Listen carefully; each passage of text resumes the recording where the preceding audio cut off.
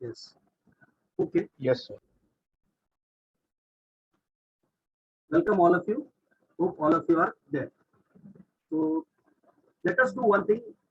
Import a file in the RStudio and perform some operations. So let me broom this.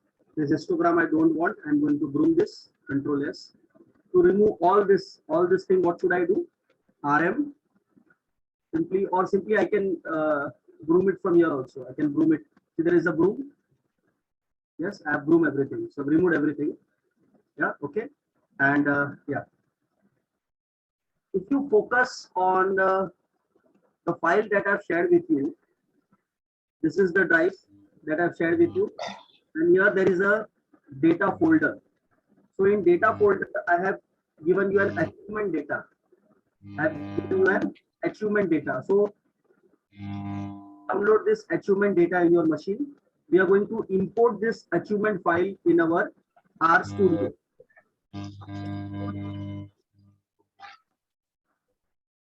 Friends, please mute yourself. His mic is on. Ashish, can you hear me?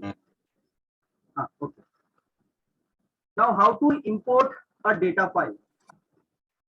All of you, please look at the screen. Hope the screen is visible. I'm importing a data file. So there is an import data set. And I know this is a CSV file. CSV file is as good as Excel. So you can import a text file, read Excel file, Access, SPSS, SAS, Data. Any file can be brought into the RStudio. So this CSV file is Excel file. So I will click on Excel. Yes. Browse. A window will pop up. I will go on the browse. When I click on browse, it will take me to my desktop. I will open this data file. And this is the achievement data. Yes. It is taking some time. What happened? Data. This is achievement data. Open. Yeah. So this data file is importing. It slightly takes time. Just have to wait. This file will come here in this box. In this patch, that file will come. And this import will become active. So it is taking some time to read it. Let us wait. The PC is getting slow. Sir, Yes, Kedar. yeah, sir, I am also doing this simultaneously. Okay. I am getting an error that it's not a valid Excel file. It's not a valid Excel file. Sir, same here. Okay. Did you download it? The CSV file, no, sir. So should we not give the option as the import data? We need to select another option. Okay, so there is some problem with this file. Maybe the file is there. So what I can do is So that it got downloaded for me. It got activated for me. let me try one second. So let me go from this particular way. Let me try in a different way. Open. Yesterday I was running this and it was operating.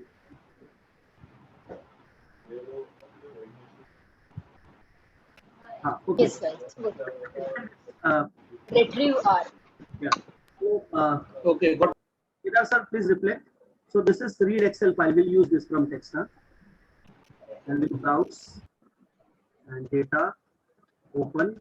Yeah, this is achievement file. The name of the file is achievement. So once you open, you'll get this symbol here. It is running. When it is bringing in the R. No, sir, I'm getting the same error which he said that is this a valid Excel file? Can't establish that input is either XLS or XLSX. Okay, sir. I think the file is CSV, so you need to choose that CSV option just in case. Go to data set. Click here from text read Excel. This one. Okay. Second one. Not here from Excel. The second one. Fine. My file is now brought in this RStudio. Okay, I got it. It's coming now, sir. Okay. So now see in the environment window, you can see that there are 140 observation of 6 variables. You can just see. So now, whenever you bring your file or whenever you import your file in the RStudio, there are certain commands that you should check. First, check the structure of the data. str, and just write the name of the data, achievement. Achievement. Yes. So this is the structure of the data. You can read it. So it is saying it is a data frame, 140 observations, 6 variables, ID, gender, achievement, mastery, interest, anxiety, and all these things are there. Okay. So next, head, HEAD, head, and just write achievement. Achievement. So head will give me first 6 rows. Similarly, press the upper arrow key and write tail, TAIL, tail. Press enter. So it will give me bottom 6 information. If you want, you can go for summary function. Summary. Press the upper arrow key and remove this tail. In front of this tail, write summary.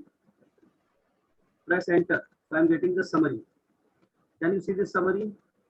Let me press Ctrl L, upper arrow key, summary. So there are how many tables? ID, gender, achievement, mastery, interest, anxiety. 1, 2, 3, 4, 5, 6 variables are there. ID we don't require. Huh? Then gender, achievement, mastery. There are so many things. Huh? Okay. So all of you just look at the syntax. Huh? The syntax I have given here. This is data set what? This is not required. I'm closing this. Okay. So multiple regression we got to know. So now the next step is import data file achievement. I think most of you imported. Now attach achievement. Why am I doing attach? Attach because I may be using certain constructs. Now there is a construct, no variable. Elena will understand. Elena, are you there in class? Elena is not there, it seems. So attach.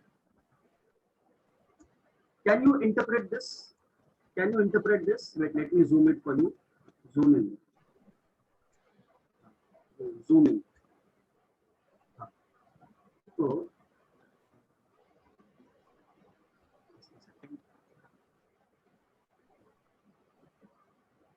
yes. And let me bring this pane this side. Remove panes. Console on the right. Let me minimize this. Okay. I have zoomed the file. So attach. I have attached the achievement file. Then can you read this command? This is XX is the vector that I've created. Why vector? Because it works. It makes my work easy. XX is the vector. LM is the linear model. Achievement is my dependent variable, and I am saying achievement depends upon mastery, interest, and anxiety. Getting? Now this is a case of a multiple regression. All of you just pay attention. If you look at this command, you should simply understand that achievement depends upon mastery, interest, anxiety. So achievement is my outcome variable. Mastery, interest, anxiety, these are my dependent variables. Now simply I need to press run. Okay, after this summary. So if I let me run this summary. So what is the summary showing? Yeah, summary is showing, yeah. So it's slightly going very big. Zoom out. Control L and run. Yeah. Can you see this? These are the residuals and their summary. Okay. My intercept is significant. Mastery. See, I am saying that achievement depends upon mastery, goal, interest, as well as anxiety. So mastery is predicting achievement. Yes, this is significant. Interest is significant, but anxiety doesn't predict achievement. Common sense is if you are too much anxious every now and then you won't be able to achieve. So other than anxiety, mastery and interest, they are predicting achievement. Yes, and my R square is 38% good.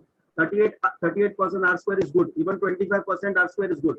So this is 38%. And adjusted R square is 37%. Okay, adjusted R square will always be lesser than the R square. And these are F statistics that you need to report. Now, what I would see, now if you see this file, friends, if you see this file, gender may we have male and female. But this R square, what is R square? See, R square is not used for prediction. Please remove this from your mind. R square only tells whether your data fits the model or not. R square only tells whether your data fits the model or not. R square is not used for prediction. If you want to predict, then you should use beta naught and beta 1. Simple.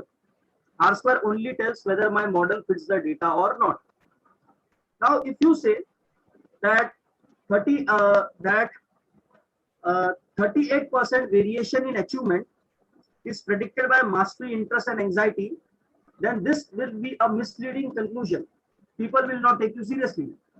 If you say 38% variation in achievement is predicted by mastery, interest, and anxiety, people will not take you seriously.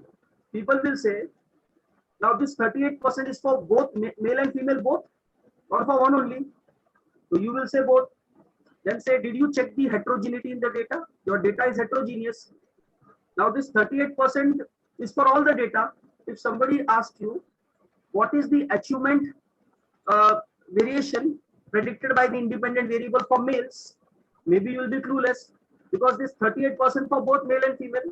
So let us find separately for male as well as for female. This is known as observed heterogeneity. This is known as observed heterogeneity. So what I am doing, I am creating a vector male, and the command is subset. This is the name of the file, achievement, and gender equal to 1. All of you just look at the screen. Let me press here Control L. Male equal to subset. I am saying subset. I am saying, Mr. R, give me all the male details separate. You see in achievement file, one is for male, 1 is for male, and 0 is for female. Now you are telling R, give me the male file separately, give me the female file separately. So if you want to separate the data, then the command is subset. So male is just a vector that I've created for my understanding. Male is vector. Subset, achievement, gender equal to 1. Means I'm saying gender is 1. So let me run this. Run, and let me view this file male. Capital V male. Let me run this. See, automatically in the script window, you see all males are separated. Earlier there were 145, but now 67 out of 140, 67 are male. So if you really want to see the structure of this particular thing, you can see this way: str in bracket give the vector male. Yes, so it is having 66 observations, 6 dimension. Okay. Now what you do, you calculate regression for male separately, regression for female separately, and see how much variation is predicted by individually by male and female. So now I'm attaching the male file. And the same regression equation, A is equal to LM, achievement, mastery, interest, anxiety.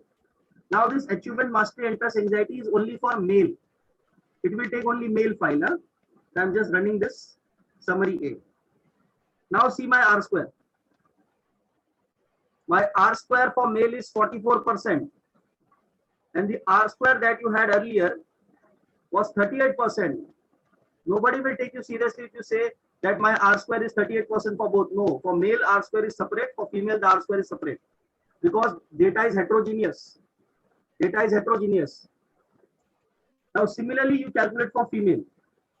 Female equal to subset, achievement is the name of the file, gender equal to 0. Double equal to is used for assigning. Double equal to, when you write 2 equal to, that is for assigning. So let me run this. First control the run. So this is a female file. See, a female file is separate. Now when we will do PLS SEM and we will be doing multi-group moderation, we will do moderation gender wise. Then we have to separate the file, male separate file, female separate file. Then do it. So subset command there will be using. So attach the female file. Now I am creating a vector LM. Again the same command, achievement depends upon mastery, interest, anxiety. Summary B. Now see for female, what is the R square for female? And you see, interestingly for female, interest doesn't. See, interest is not a predictor. Earlier, when we take the common file together, mastery and interest both were predicting achievement. But for female, interest is not predicting achievement. For females, it is not. Getting? So let us see for just a second. Again, let me run this summary A. Or let me A dollar coefficients of residual effect. Model will not give terms, call will not give X levels. QR, let me check. QR. No, it doesn't make sense. Okay. Let us see summary for male. For males, mastery and interest both are predicting achievement. But if you see female, for female, interest is not the predictor variable. So the way data behaves for male, it doesn't behave for female. So if together you are using, then you are confusing. So that's why there are a lot of variation in the data set due to observed heterogeneity. This is observed heterogeneity. For male, it is separate. For female, it is separate. Now in PLS-SEM, there is something which is known as model robustness. Model robustness. Is the session being recorded? Friends, is the session being recorded? Yeah. Okay. So, Yes, sir. so when you talk about PLS-SEM, there is unobserved heterogeneity in the data. Now in this achievement file, there is heterogeneity in the data. Male, female data is separate. Okay, I know this heterogeneity. But sometimes in the data set, there is heterogeneity that is unobserved. Now this unobserved heterogeneity could be because of psychographics. It could be because of different way of thinking. It could be any other reasons. So that's why in PLS-SEM, there is something known as model robustness. That if time permits, we'll definitely look into it. But here you see R square for male is different, R square for female is different. For female, the model is separate, and for male, the model is separate.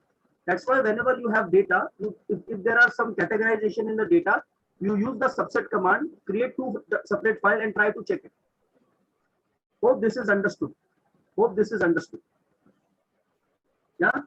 Okay. So we are done with regressions. We are done with regressions. Now, can you see this sync command sync? Now, sync command no. If I run this command sync, let me run this command sync. Now let me run this summary. Where is the output? Output is not there. Now this output will be in my. This output will be in my here. See. Output. Where is that output? Just a second. Let me see the name. Name is results.txt. So results.txt. This is. So when you use a sync command, no, all your output will come in a separate file. Sync command.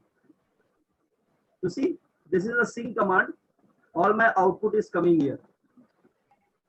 And Excuse me, sir. Sir, can you show where the result file gets saved? in your directory, sir. In your directory. Okay. Workspace. Workspace. Yeah. In the results. So sync command, no, is a very beautiful command. Sync, you are saying the name of the file is results.txt. Text file means it will take a text file. You can, if you want, you can give a CSV file. CSV. If you want Excel, XLXX. So there are extensions like all R file have .r extension. You see this correlation file, it has .rxl. So it is an R script file. So here I give txt text.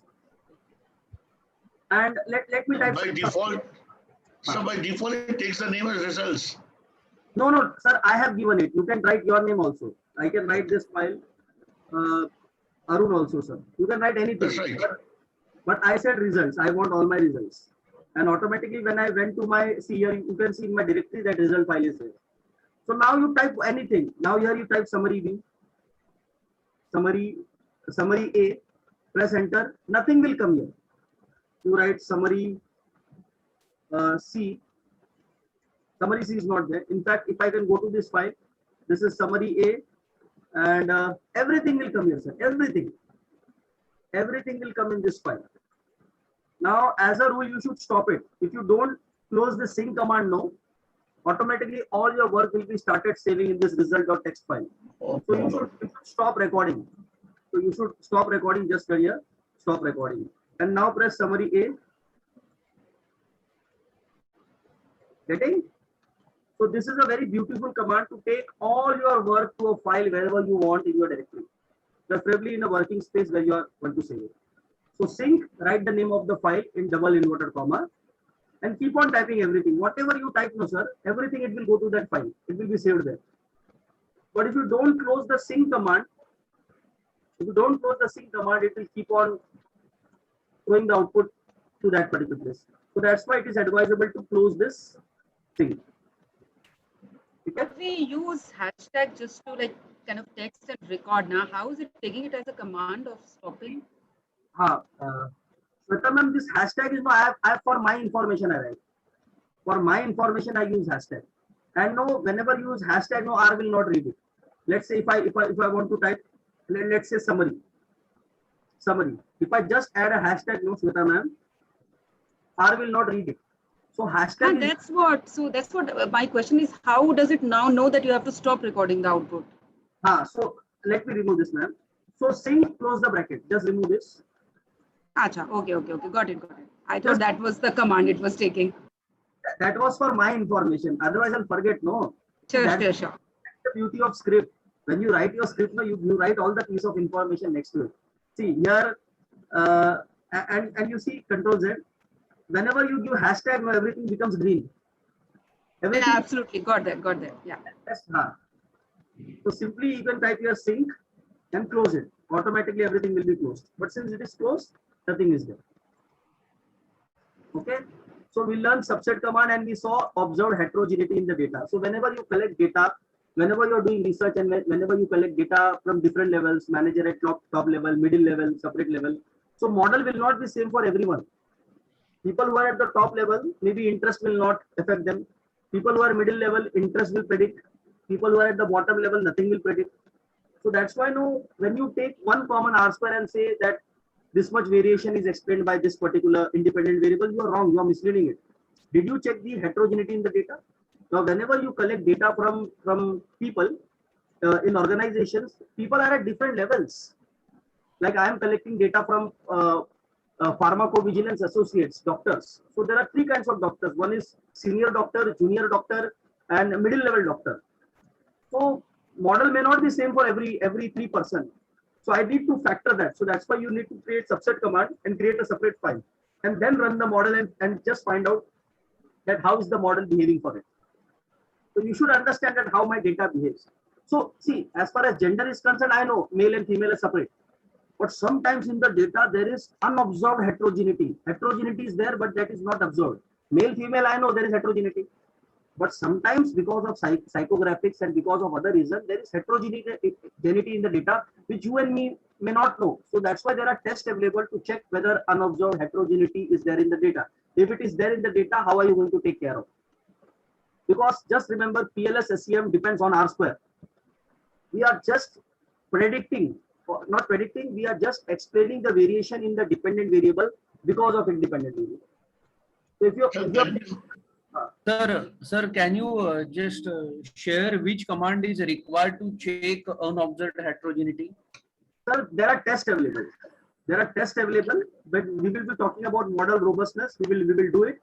As of now, I'm not covering it, and I have to write that script. I haven't written the script yet, but we will be covering. Okay, sir. Unobserved data. Yes. So that means gender is your control variable. Pardon, sir? That means gender is your control variable. No, sir. Gender, I am not taking as a control variable. I am just separating gender file, male file separate, female file separate, and checking the model. Is the model same for both the gender or not, or is it different? Now here, when I check, sir, you see summary A. For male, you see interest is, you see mastery and interest both are predicting achievement. But here comes a female. Female is summary B. See, for females, sir, interest is not affecting. Interest is no longer a predictor. And when you run this common file, let's say this particular summary XX, this is summary XX, sir, original without using the subset command. Here you see mastery and interest both are influencing achievement. And you say the R square is 38%. Now this R square, when you say, this is misleading, because for male it is separate, for female it is separate. And for female, sir, you just find out summary B, in female, this interest is no longer a predictor variable, sir. No longer a predictor variable, sir. For boys, you see, sir, summary A, let me check for summary A. For boys, sir, interest is a predictor. But for girls, interest is not a predictor. But if you combine all the data, you take this model, sir, XX, and run summary X, which is for boys and girls both.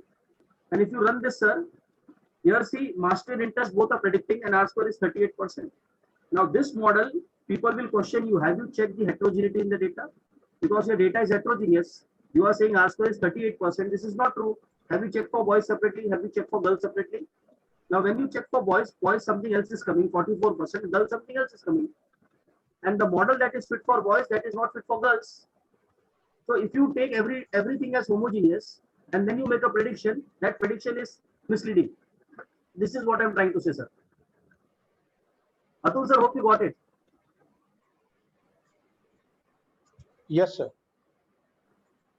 Atul Sangal sir, Atul Singh sir got it. Atul Sangal sir, did you get it? I think there's a connection problem with sir. Hope this much is clear. Okay, so how many participants are there? Tell me first. How many participants are there? I'm not able to see. 19, sir. 19 are there. Including you, it is 20. We are 19. Okay. Participants 19. We'll take only half an hour. We'll stop. I understand that you have a lot of other activities to be taken care Sir, of. when you are so enthused to teach, we are no way less enthused to hear, sir. You can continue. Thank you. And friends, all the commands are written here. You just run it. You will understand what is happening in the background. It will just happen in the background. Okay. So now let us do one thing and bring everything closer. Let me adjust the panes. Panes I want as it was on the left. How my R Studio looks. This is how my R Studio story of 4 windows looks. Just zoom it up, reduce this zoom out, make it a natural. Yes. And let me remove this female file. See, female file was separate. Huh? Male file I created using subset command. I separated this male file. And this is my achievement file. And I'm no longer require achievement file. And yeah. So now let us learn exploratory factor analysis. We'll not do any practical. Let us understand the theoretical part of EFA. Okay. So yeah.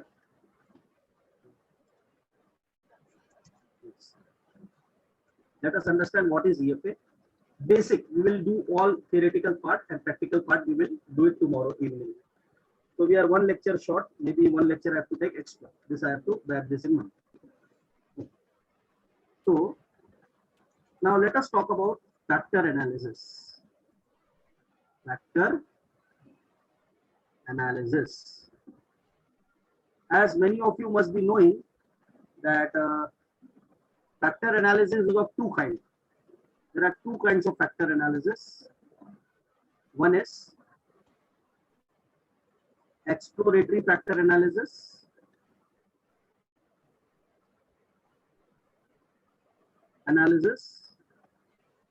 And the second is confirmatory factor analysis.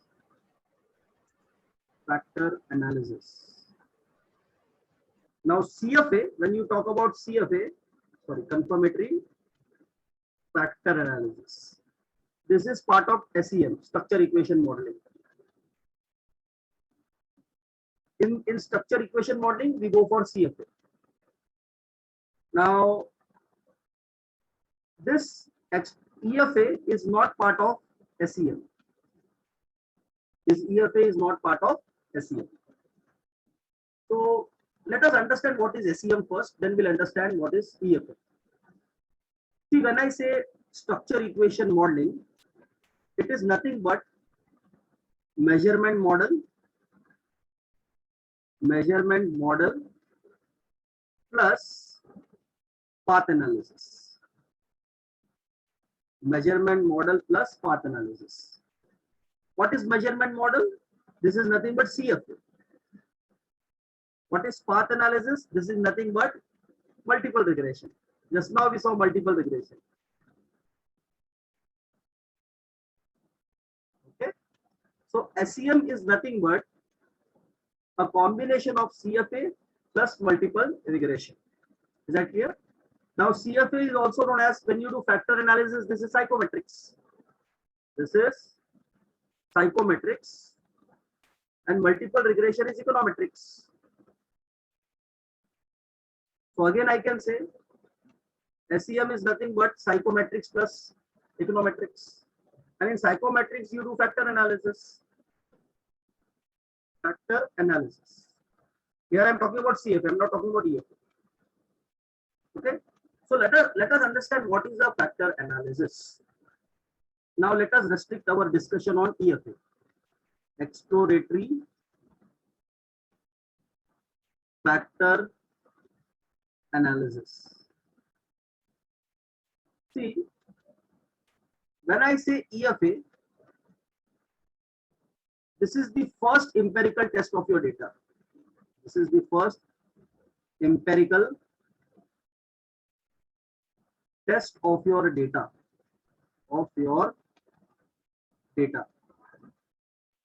Before running CFA, people run EFA. But you only run EFA when you have new items in the scale. When you borrow somebody else's scale, it will be a crime to run EFA. Yes, never run EFA on somebody else's scale. Let's say there is a scale developed, service quality scale. Now this scale somebody has developed. So if you have used that item and collected the data, and if you use EFA, that will be a crime. EFA can only be run when you have your own items, when you have your own scale development. Then first you need to run EFA. After EFA, you need to run CFA. So all those people who will be using, or who are using established scales in literature, in top-notch literatures, never run EFA on somebody else's scale. EFA can only be run when you are developing a scale, or when you are proposing some new dimensions in the scale, then only you are going to run EFA. So EFA, it is also known as dimension reduction technique. It is also known as dimension reduction technique. You are reducing the dimension. You are reducing the dimension. I'll give an example. See, today in your reading material file, I have given you some 25 questions. This is the question. Sonal, are you there in class? Sonal, are you there? Hello. Actually, this topic is very important to Sonal. Okay, let it be. So, see, this is actually research that I have done, and this paper is selected to be published at Springer. So, in the month of August 2020, when online lecture started in Mumbai, so I wanted to know that what are the factors that inhibits online learning experience. That when people learn online, what are the factors that constrains their online learning experience. So there were a lot of articles in newspapers. I talked to students, I talked to teachers. So they were saying there are network issues, and people have what you call as very low limited data in their mobile phone.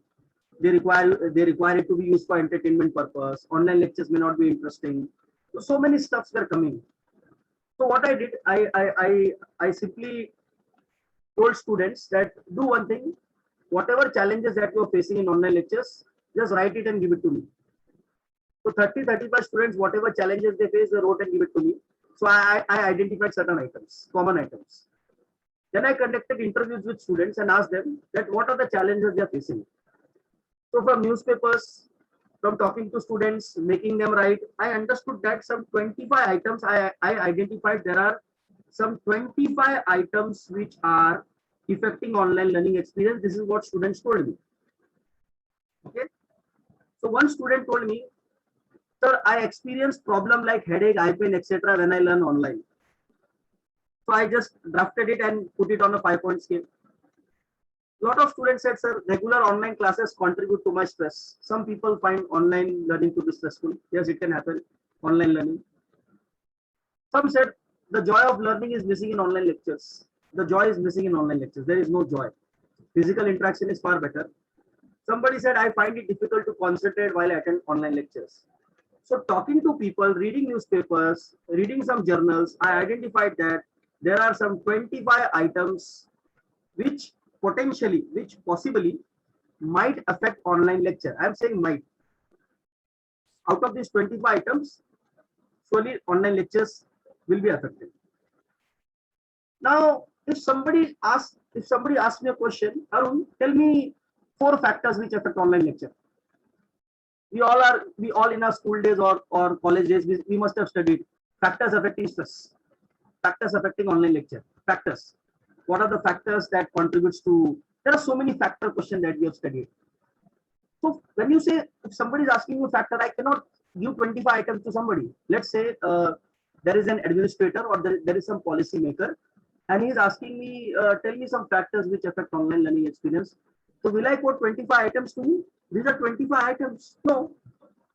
Now what I should do? All these 25 items should be clubbed into meaningful groups. All these 25 items. So here, all these 25 items, I have to group items. It is grouping of items. I can put it simply, factor analysis is grouping of items. Let us understand how grouping of items takes place. See, there are 1 to 25 items that I have identified. Item is identified by questionnaire, by interviews, from literature, yes, from newspapers. We pick up item, and then we convert it into a Likert scale, 5 point. Just give this item to students and let student answer. Okay, 25 items are there. Now I want to group it. So what is the basic understanding of factor analysis? Please understand this. See what will happen in factor analysis. That let's say there are 4 factors. Factor 1, factor 2, factor 3, and let's say there is one more factor, factor 4. And there are 25 items. Item 1, item 2, item 3, item 4, so on and so forth. Similarly, there will be last item, item 25. See, what is the assumption of factor analysis? That there is one latent construct. There is one latent factor. Latent means unobserved. Whenever you hear the term latent, latent means unobserved. So there is one latent factor which is causing the items. So these item 1 to 25, it is because of certain factors. Okay. So what will happen? This factor is causing the item. So mostly in factor 1, let's say there are 5 items. Let's say I'll put 1. So these items, no, item 1, 2, 3, 4, 5, they will have very high correlation with them. They will have very high R with them. So they will definitely load on this particular factor. They will load on this particular factor. Because this particular factor is causing this. So definitely, so this is a parent factor. This is a parent factor. This is a parent factor.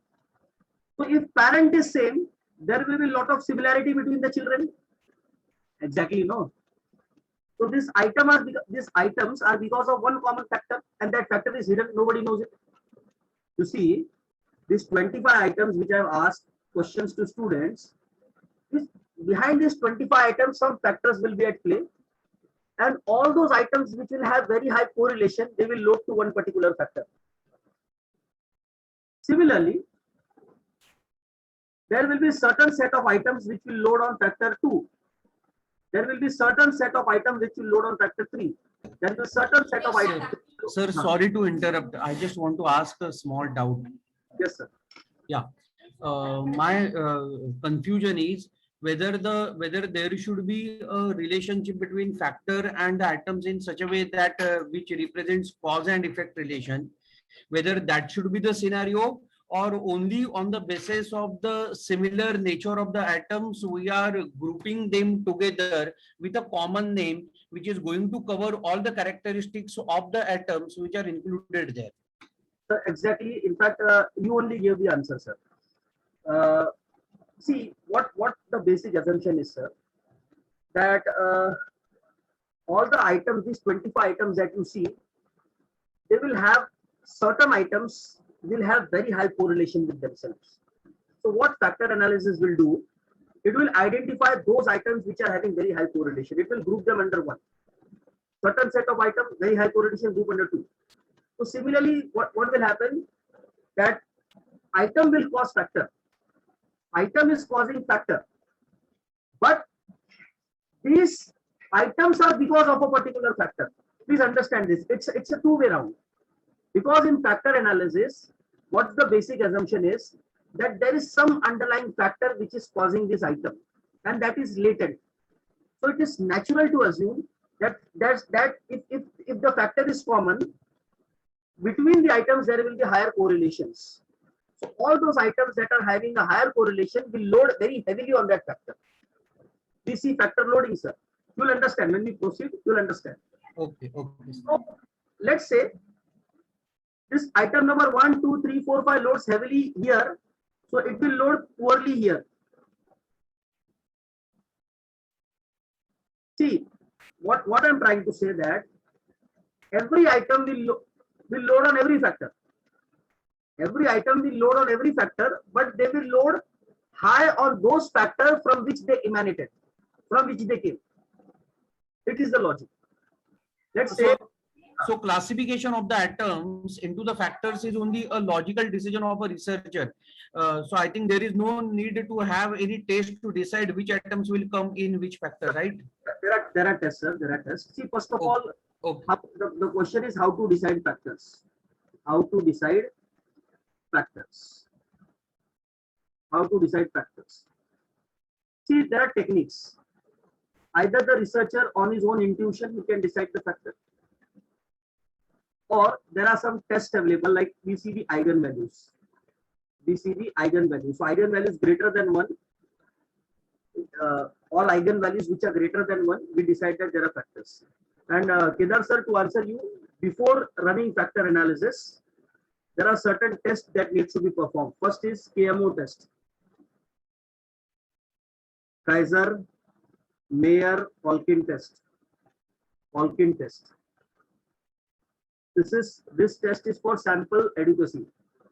Even if you don't understand, friends, just relax. Tomorrow we'll start from the scratch. Don't worry, just relax. To answer Kedar sir, so there is a KMO test, sir, and there is a Bartlett test. There is a Bartlett test. So sir, these two tests we need to perform. Kedar sir, to answer you, you can only run factor analysis when there is high correlation between the items. If there is no correlation between item number 1 to 25, you can't run a factor analysis. Okay. So high correlation means R, that Pearson's product moment. Everywhere there is R.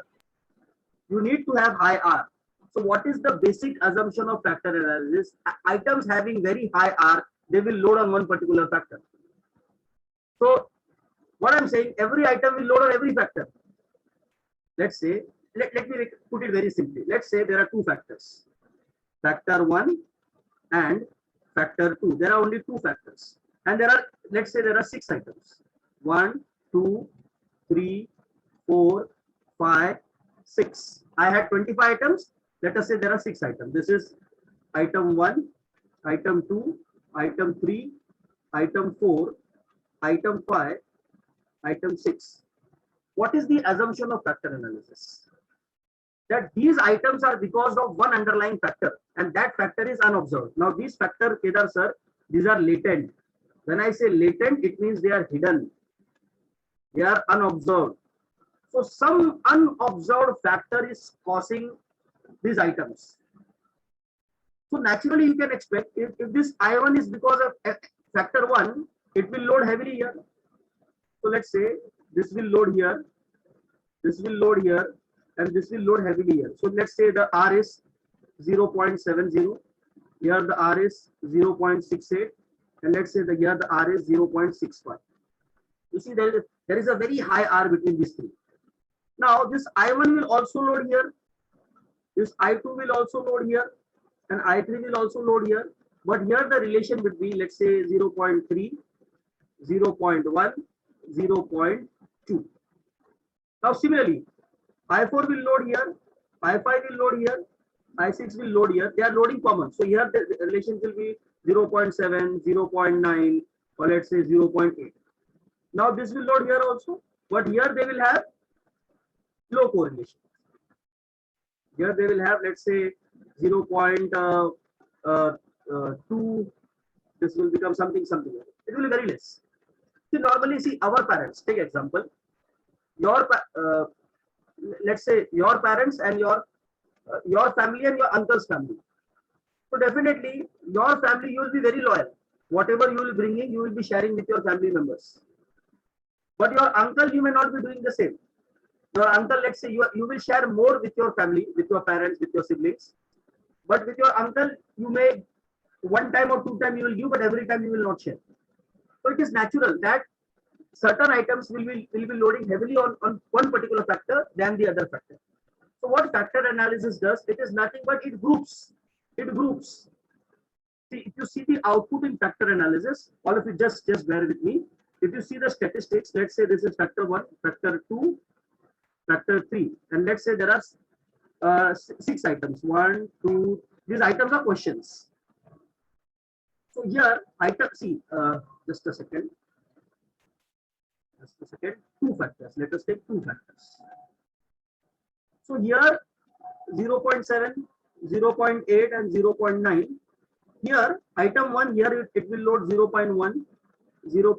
Let's say 15, and let's say 0.25. Then item number 4 will load heavily here. Here they will take 0.8, 0.75, and here 0.69. And here it will load poorly. Here it will load, let's say 0.2, 0.3. It can also load 0.4. Now you see the grouping, Kedar sir. See the grouping.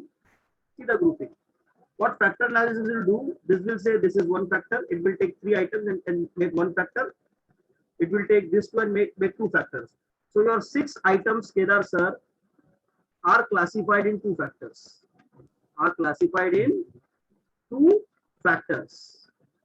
Similarly, Kedar sir, I have item 1, 2, item 25. Now I have done this EFA on my own and I published this paper. Now all these 25 items, Kedar sir, they are classifying into 4 factors. So can you imagine how would be the structure? The structure would be factor 1, factor 2, factor 3, factor 4. 1, 2, 3. Similarly, it will go 25. So certain factor will load here, certain factor will load here, certain will load here, certain will load heavily here. So all these items, let's say here 5 items are there, 6 items are there, here 8 items are there, 8, 6, 14, 19, let's say 7 items are there, 25. So all common items, let's say 5 items are there, I will name them. I will name this item, I will name this factor. Seeing the items, I will name this factor. Seeing these items, I'll name this factor. Seeing this 8 item, I will name this factor. Similarly, seeing this 7 item, I'll name this factor. Okay, this is how it happens. Yes, sir, got it. Now, how you decide a factor? Either you have a priori knowledge.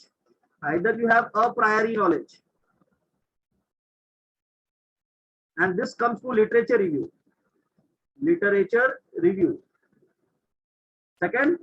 Second, you allow some statistics. You use some statistics to explore the factor. Now, all of you just pay attention. I'll share you one paper. We'll wind up in 5-10 minutes. We'll wind up in 5. Don't worry. I can understand my thought is spinning. So I'll show you one thing. So this is the scale which I've taken off on all my PhD. This is LMX scale, leader member exchange. See, these are some of the scales. This is, can you see LMX MDM? It is leader member exchange multi-dimensional measure. Okay. So let me show you the scale. These dimensions. Now this paper, again, it's a very top journal, Journal of Management. This paper is by Leiden and Maslin. Very well cited paper. In fact, all those people who work on LMX, they definitely cite this paper. So there are certain papers which has to be cited in your research paper. If you don't cite them, people will throw dump your paper. Arey, you have not seen the seminal paper. This is the seminal paper. Now, if I can take you down, see, somebody said कि leader member exchange unidimensional है. Somebody बोला नहीं unidimensional नहीं है. This is the multidimensional. There are so many dimensions. Who is saying that there is one dimension? So this authors went ahead and they identified that. Let me show you that dimensions.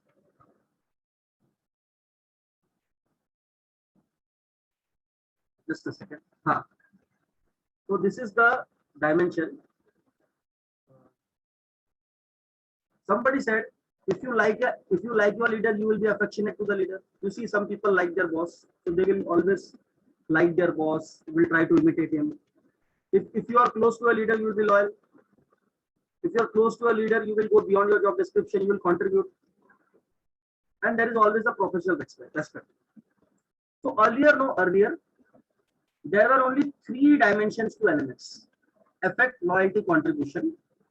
Now this author said, no, we don't agree to affect, loyalty, contribution. There should be one more dimension. If you love your leader, or if you are in the good books of leader, you will have professional respect for a leader. So these people went and added one more dimension. So when you add a new dimension in the existing scale, that is a perfect case for running an EFA. Because if you will add this dimension, professional respect, then to measure professional respect, you will add some items. Let us see those items. Which are those items? The scale is given somewhere. Yeah. It's a very good paper. In fact, 70s ka paper, no, 90s ka paper. See. Kedar sir, can you see? Yes, sir. So it is saying exploratory factor analysis, oblique rotation. You see, I like my supervisor very much as a person. Loading very high on effect. Liking is related to effect. My supervisor is the kind of person one would like to have as a friend. That is affection. Loading here, loading everywhere, but loading more on the first factor. So these are the questions. These are the questions that you ask people, and people rate it on a 5-point or a 7-point Likert scale. Then you run EFA, and then Sir, can you share this paper with us for reading? Yeah, I will share. In fact, no, sir, if you focus here, no, I have shared a lot of wonderful papers. I will put this also. But if you see EFA paper, no, sir, I have added wonderful papers. AMJ paper, AMJ, OCB. See how OCB scale was developed. Organizational citizenship behavior. This is a scale by my professor, Professor Vishal Gupta. He has developed a scale. And EFA paper, guidelines how to use EFA. Impulsive buying tendency. Somebody developed a skill for impulsive buying. OCB, nature and antecedents. Occupational stress among armed forces. Personality satisfaction. So a lot of skill papers have developed. So, okay, let me do one thing. Let me upload this paper for Kedar sir right now here only. Acha, all of you are exhausted. So we'll stop then. Swati ma'am, Girja ma'am. Sir, Yeah.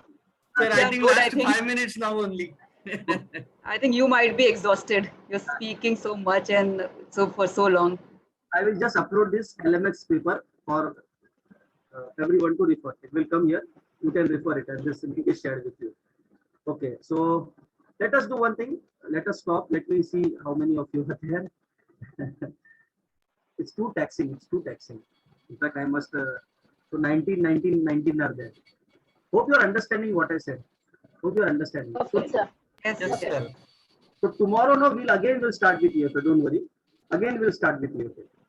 I don't have any pity for EFA because EFA is very simple. But I have a live data that I've collected from 500 students. So that data we'll be using, and we will be running exploratory factor analysis. Okay. So tomorrow we'll meet at 5 o'clock only, and 5 to 9, half an hour will extend. Okay. So please, hope things are. Thank you, sir. Thank you, sir. Thanks a lot. Just 1 minute, give me a quick feedback. Today's session, was it fast? Was it you were not able to digest? Was that so? Or it went above head? His I point. think Point. I think it was very perfect. Okay, It was perfect, sir. okay, but So actually, you sent us such our comments, no, sir. Actually, we tried running it. It worked, but as we didn't know that sync command and all, I didn't understand. Other commands were okay. It was reasonably understandable, but sync command I didn't understand. So when we run that previous to your class and when we listen to your lectures, it's a bit easy. That's what I. Even though we don't understand those commands, just copy paste those commands and run. It is giving us a better understanding. That's what is making us good experience. okay, okay, I- good. I think, sir, nature of the workshop topic is such that we need to have a self-study. So I think pre-read and post-read also required. So I think whatever we have learned, definitely we will go through the recording again for more understanding. That is required because without a self-study, it's quite difficult to understand everything at one go. Okay. Sir, I also want to add as because this is weekend courses now, sir. This weekdays we have time to recap. So if it is continuously for 6 days, then definitely we couldn't recap. As because it's last Saturday, Sunday, and this 5 days we have did it twice or thrice. And now when you do it, it is like we are feeling it more comfortable. But I will tell you one thing. No, after this workshop, no, you will start using R. You will not buy Smart PLS. You will not buy this Amos. You will not look for crack version. You will start writing codes. And let me tell you one thing, no. In fact, I have not attended any formal session to learn R. All my R, whatever script that I write, no, I simply go to YouTube. And simply, if I stuck up anywhere, I go to YouTube and write my codes and understand. Now I understood how codes are written. So YouTube is a powerful source where you can write codes, and it's very simple, very simple. So yeah, definitely, workshop is as such. But tomorrow when we'll do EFA, no, you'll understand everything. Don't worry, and you can write some good papers out of it. I'll tell how the process went in me writing a paper and selected by Springer. So I will tell all the process so that things become very easy for you. Okay. So and one more thing, no, after this workshop also will be connected. Don't worry. So normally whatever workshops are connected, I'm connected to people. They call me, they ask for help, and whatever I know, I tell them. I don't know that I never say that I know everything, but whatever I know, I definitely share with people. So that relationship, that R we will keep it after this workshop. That R will be there. Okay. Yes, sir. Yes, sir. Thanks. Bye-bye. Take care. So I'm ending the session today. Tomorrow we'll meet at 5 o'clock. Okay. Yes, sir. Sure, sir. Okay, Thank you, bye. sir. Thank you, all. Very much, sir. Thank you. Thank you, sir.